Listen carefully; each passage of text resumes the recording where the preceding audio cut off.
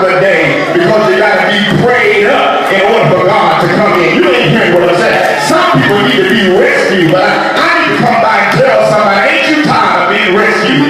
Don't you want to have a relationship with God? The way God said, I know who you are because I see you in your house and I see you with your knees bent and I see you with your body bound. And when you pray, I'm going to come in and make everything all right. Captain David said it's going to be all right. But you will have to pray in your house. I said it's going to be all right. But you will have to pray in your house. Not your prayer partner's house, but you need to have a place in your house where you meet God every day. There needs to be a place in your house that God shows up and waits on you and says, I'm waiting on you to show up. There ought to be a place in your house and a time in your house when it's 10 o'clock at night, 10 o'clock in the morning, 3 o'clock in the morning, whatever time it is, that God says, I'm waiting on you to have a conversation with me. Captain David said, you're going to stay on this road. You're going to have to learn how to pray in your house. I wish I had me somebody to pray with me. So the Bible says that he went to his house to pray. That's the first one. When it ain't making sense, it's making faith. Did you get that? When it ain't making sense, it's making faith. God is not trying to find out, can you do it? When the testing of our faith comes, God is not trying to find out, can you do it? God is trying to find out, do you trust him to do it? When it ain't making sense, it's making faith.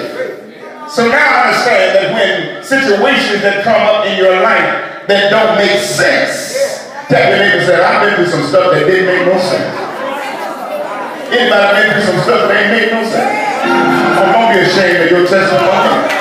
You've been through some stuff that ain't made no sense. Look at your neighbor and say, I ain't scared to tell nobody that I've been through some stuff that just did not make sense. But guess what? When you look back over your life and see what he brought you from, you realize it didn't make sense, but it showed up made a lot of faith. Because now your testimony is, I don't cry about stuff like I used to cry. I don't worry about stuff like I used to worry. I don't get bent over about situations that come up in my life. But I found out God ain't trying to find out, can I make it through? God's trying to test me to find out, do I believe that he can bring me out of anything? I wish somebody had, I can be brought out of anything by the Spirit. As a matter of fact, I wish I had some folks that could wave their hands and say, anything, Lord. You can bring me out of anything. I don't care how bad it looks, I don't know where it's coming from, but you can bring me out of anything. Because what you're doing to me is you're making faith when it does not make sense. Oh, I wish I feel it in the Spirit. When it ain't making sense, he's making faith. When it ain't making sense intellectually, he's making faith. So whenever stuff comes up that don't make sense, say, Lord, you're making me faithful. You're giving me more faith. The testimony should be the Lord did it for me. Not I came out of it, but that the Lord did it for me. Can I find three people that can tap their name and say, the Lord did it for me? Oh, you ain't want to pray with them. I'm going to go ahead and pray for myself. The Lord did it for me. Can you go back the road and find somebody that look like the Lord did it for them and point your finger at them and say, the Lord did it for you too. The Lord did it for you too. That's why James says, count it all joy when you find yourself in diverse situations, knowing that the test that you go through is not trying to determine how you going to make it through, but the test that you go through is trying to make you understand that you got to learn how to wait on him. Do I have a witness? High five your neighbor and say, neighbor, I'm just going to wait on him.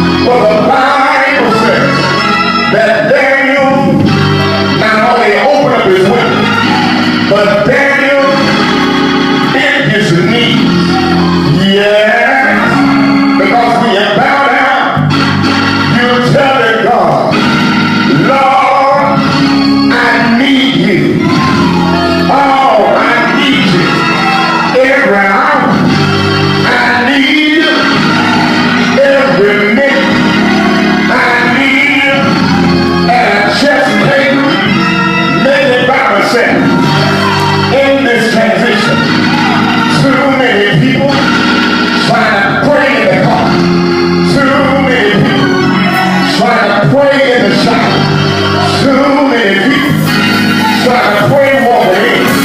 But I came by to let you know, if you want God to move quickly in your life, you gotta learn how to bow down. Do I have a witness? Touch a neighbor as a neighbor. It's time for us to bow down. Yeah, for the Bible says that he that exalts himself shall be pulled down, but he that humbles himself shall be lifted up. So I have a witness. Go ahead and touch the neighbor again. And that neighbor, it's time for us to bow down. So I have a witness. So many people like to brag about what they've done. So many people like to testify to where they've been. So many people like to glorify themselves on their successes.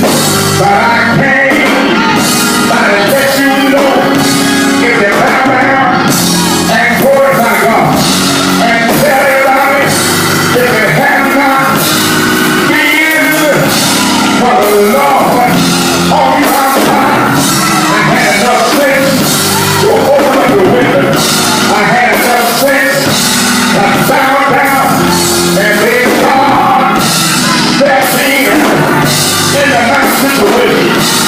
Yeah, and that's what I like about that. He opened up the window and turned his mouth toward God.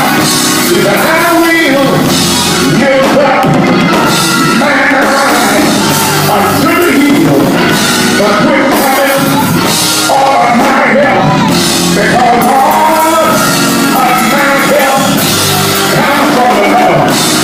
Yeah, there ain't anybody of his people that can wave their hand and say, all of my help comes from the Lord. Yeah, I need to pray. I need a family. But I came to let you know that all of your help comes from the Lord. Yeah, the Bible says, not only did he open the window, not only did he bow down on his knees, but he gave God thanks in his name.